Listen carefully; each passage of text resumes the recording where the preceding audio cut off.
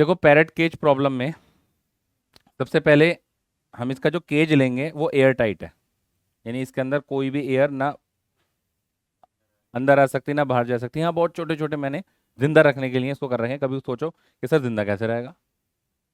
और यहाँ पर मैंने स्प्रिंग बैलेंस आपको लटका दिया और मैंने कहा है कि इसकी रीडिंग वीडिंग बतानी है आपको कितनी होगी।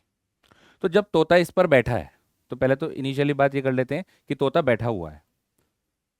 तो जब तोता बैठेगा तो रीडिंग जाहिर सी बात है, अगर केज जो है इसका मास m1 है, केज का मास m1 है, चलो केज का m2 ले लेते हैं, और तोते का मास कितना है m1।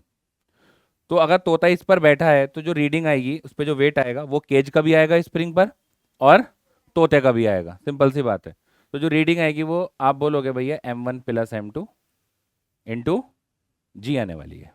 इतनी बात तो सबको क्लियर है कि तोता जब बैठा है तो भाई दोनों की ही आपको रीडिंग लेनी पड़ेगी। लेकिन अगर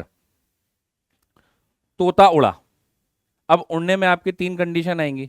या तो तोता उड़ते में ऊपर जा रहा है, अपवर्ड मोशन कर रहा है, या डाउनवर्ड मोशन कर रहा है, या अपनी ही जगह पर है, ना ऊपर जा रहा ना नीचे जा रहा। तो देखो आप बहुत सिंपल सा कॉन्सेप्ट ये देखो कि ये कोई ऑब्जेक्ट है, ठीक है, तोता मत मानो, कोई ऑब्जेक्ट मानो। अगर मुझे एक फोर्स मेरा ये लग रहा है m1g, मुझे इसको ऊपर लेकर जाना है, तो मैं कितना फोर्स लगाऊं? m1g फोर्स लगाना पड़ेगा या इससे ज्यादा फोर्स लगाना पड़ेगा? इससे ज्यादा ही लगाना पड़ेगा, जब भी तो मैं ऊपर जाऊंगा। बोलो। और अगर मुझे इसी जगह पर रहना है, ना मैं नीचे गिरना चाहता ना मैं ऊपर गिरना चाहता, तो मैं कितना लगाऊंगा? m1g। तो मैं m1g ऊपर की डायरेक्शन में लगा दूंगा। ठीक। तो ये वो केस आएगा जब तोता ना ऊपर जा रहा है ना तोता नीचे जा रहा है। तो फिर आप कहोगे इस केस में भी जो रीडिंग आएगी वो कितनी आएगी आपकी? m1 प्लस m2 इंटू जी। इस टाइम पे जो आपका नेट एक्सेलरेशन होगा वो कितना होगा बेटा? 0 होगा। बोलो। हमने कहा ठीक बात। तीसरा केस, अगर तोता अपवर्ड मोशन कर रहा है तो मुझे क्या बढ़ाना पड़ जाएगा? सर m1g बढ़ाना पड़ेगा। और अगर m1g बढ़ गया तो इसका मतलब जो रीडिंग है वो पहले से तो ज्यादा आएगी ना। बोलो। रीडिंग तो पहले से ज्यादा आएगी ना। इसको कहेंगे आप कि एक्सेलरेशन कर रहा है अपवर्ड। और अगर ये डाउनवर्ड आएगा, चौथा केस, तो रीडिंग जाहिर सी बात है इससे कम आएगी। और क्यों आएगी कम? क्योंकि मुझे अगर नीचे लेकर आना है तो मुझे ये वाला कम करना पड़ेगा, मतलब ऊपर वाला कम करना पड़ेगा। ऐसा कर, इसको तो नहीं चेंज कर सकते ना, इसको नहीं चेंज कर सकते। तो तोते का मास इंटू जू है, जी है।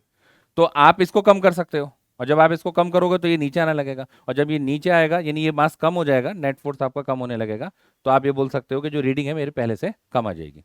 अब ये हो क्यों रहा है ऐसा, ही तो मैंने आपको बता दिया। तो देखो जो तोते के पंख है ना, वो अपने पंखों से सारा काम करता है। उसे अगर अपवर्ड मोशन करना है ना, तो वो अपने पंखों से जो एयर के मॉलिक्यूल हैं उन पर फोर्स लगाता है। इस तरीके से फोर्स लगाएगा। और जब वो इस तरीके से फोर्स लगाएगा तो जितना वो खुद वेट का है उससे ज्यादा उसको एयर के मॉलिक्यूल पर फोर्स लगाना पड़ेगा ऊपर उठने के लिए। बात समझ में आई? और वो जो फोर्स है, वो जो एयर के मॉलिक्यूल का फोर्स है, वो धीरे धीरे ट्रांसफर होकर कहां पर आएगा? केज पर आएगा और रीडिंग में शो हो जाएगा।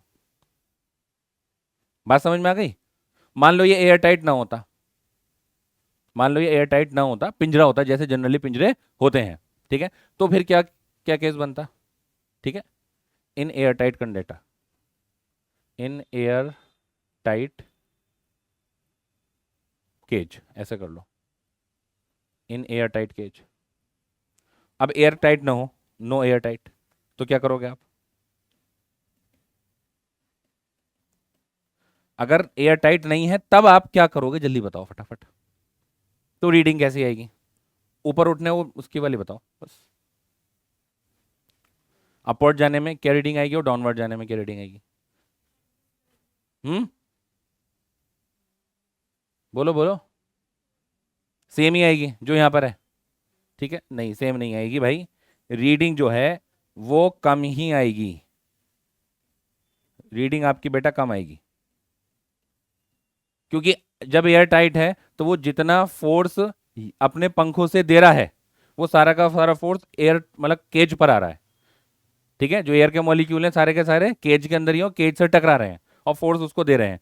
लेकिन अगर एयर टाइट नहीं है, एयर पास हो सकती है, तो फिर ये जो केज होगा आपका, ये जो आपका मान लो केज होगा, तो इसमें से एयर आपके कुछ यहाँ से चली जाएगी, कुछ यहाँ से, यानी कंप्लीट ट्रांसफर नहीं हो पाएगा फोर्स, कंप्लीट फोर्स का ट्रांसफर नहीं हो पाएगा, जिसकी वजह से जो रीडिंग है वो पहले से आपको कम देखने को मिलेगी। बात समझ में आ गई? ठीक है, तो जो आंसर आपका आंसर की में था वो उन्होंने गलत दे रखा था, ठीक है, ऑप्शन उन्होंने आंसर, ये आपका बिल्कुल लॉजिक ठीक है। ये जब बैठा हुआ है, ये उड़ रहा है लेकिन एक्सेलरेशन जीरो है, ना ऊपर जा रहा ना नीचे जा रहा, तो रीडिंग इक्वल आएगी।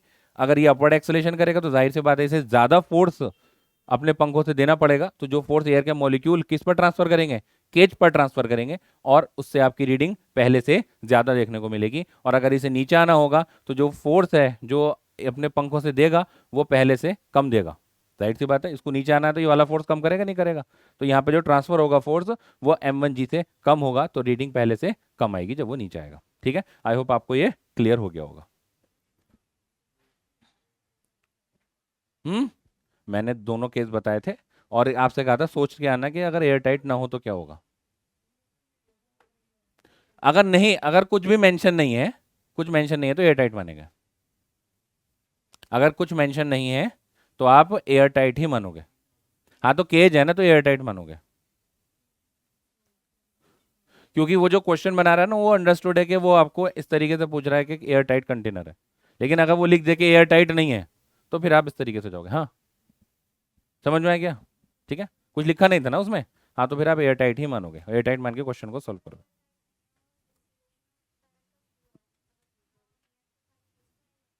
किसका? रीडिंग कम ही आएगी, एनी हाउ कम आएगी।